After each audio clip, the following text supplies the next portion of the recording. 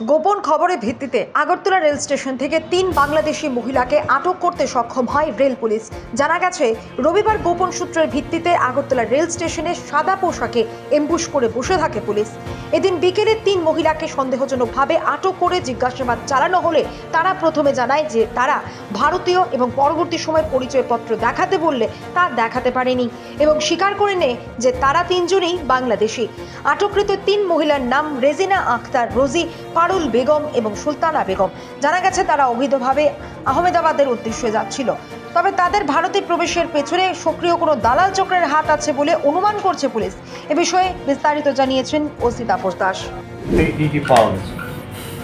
Actually এটা গতকালকে সকালবেলায় আমাদের কাছে একটা খবর ছিল যে কিছু বাংলাদেশি লোক তারা বাইরের স্টেটে যেতে পারে, যে বিভিন্ন আমাদের যে দূরপাল্লা ট্রেন আছে। তো সেই সুবাদে আমরা জিআরপিএফ থানা এবং আরপিএফ থানা মিলে আমরা পুরো আমাদের যে স্টেশনের যে করিডোর আছে আমরা সাদা পোশাকে এবং কিছু ড্রেসে আমরা ছড়িয়ে ছিটিয়ে মানে অ্যাম্বুশের মতো থাকি।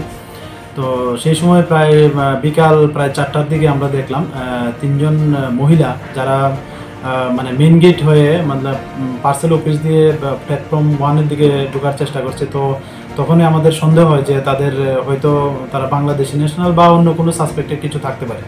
তারপর সেই সুবাদে আমরা তাদের জিজ্ঞাসাবাদ করি এবং জিজ্ঞাসাবাদে প্রথমত তারা বলেছিল যে তারা ইন্ডিয়ান নাগরিক এবং তারা যে 5টা কুড়িতে যে একটা ট্রেন আছে স্পেশাল ট্রেন, ওটাতে করে তারা আহমেদাবাদে যাবে। কিন্তু বললাম যে তাদের আই কার্ড বা ওইসব কিছু দেখাতে, কিন্তু তারা দেখাতে ব্যর্থ হয় এবং তারা স্বীকার করেছে তারা বাংলাদেশি ন্যাশনাল, তারা বাংলাদেশ থেকে এসেছে এবং অবৈধভাবেই তারা ওই আহমেদাবাদে যেতে চেয়েছিল। এবং তাদেরকে যথারীতি আমরা অ্যারেস্ট করি এবং এই পারপাসে আমরা একটা আমাদের জিআরপি থানাতে একটা মামলা নেই এবং আজকে তাদের মহামান্য আদালতে পাঠানো হবে। কোন জায়গায় যে মানে ভারতে এসছে সেই বিষয়ে জানা গেছে? সেই বিষয়ে তো তারা এখনও ঠিক সঠিকভাবে বলতে পারছে না, বলছে এটা হলো তাদের বাসা। তো আমরা ওই বিষয়টা বিশেষভাবে আমরা দেখছি যে তারা কোন দিক থেকে আসছে বা এবং ওটার সঙ্গে আরও কে কে যুক্ত আছে আমরা এটা দেখছি। এটা তাদের ভারতে আসার পেছনে কি দালাল চক্র সক্রিয় কাজ করছে? তারা তো মানে বলছে যে ওরা নিজেরাই আসছে, কিন্তু এটা তো হতে পারে না, কেউ না কেউ হয়তো তাদের সহযোগিতা করছে বা করছেন। তো আমরা অবশ্যই ওই টার্গেটে আমরা পৌঁছবো আশা করছি। নামগুলো ওদের 3 জনই মহিলা এবং 3 জনই বিবাহিত এবং আনফর্চুনেটলি মানে তাদের স্বামী তাদের সঙ্গে থাকেন, এটা তাদের বাসা।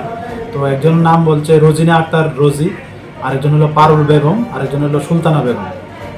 তো রোজিনা বেগম ওনার বয়স 36 বলেছে, আর পারুল বেগমের 34, আর সুলতানা বেগমের 26 বছর। আজকে কোর্টে পাঠানো হবে? হ্যাঁ, আজকে মহামান্য আদালতে পাঠানো হবে।